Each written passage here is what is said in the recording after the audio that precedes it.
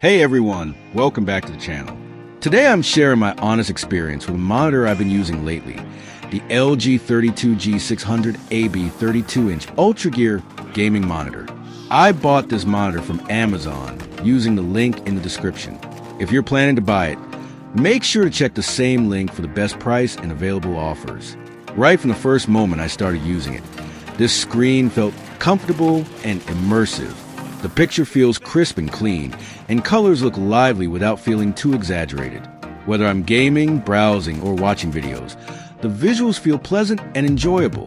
Gaming on this monitor feels smooth in everyday use.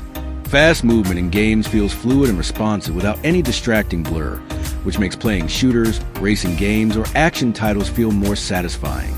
The large screen size also helps with seeing more of the game world without feeling cramped. For everyday tasks like schoolwork, browsing the web, or watching movies, this monitor feels roomy and easy on the eyes. Text looks sharp, and long hours of use don't feel tiring, even during lengthy gaming or work sessions. The stand is simple but feels solid, and being able to adjust the height, tilt, and angle makes it easy to find a comfortable viewing position. I didn't have to keep fiddling with it again and again, which is nice for everyday use. Switching between devices or inputs is straightforward and smooth. I didn't face any setup confusion. Everything worked right away, which makes daily use easy and stress-free. Overall, this LG Ultragear 32-inch gaming monitor feels like a great all-around screen that balances everyday use, movies, and gaming without feeling complicated.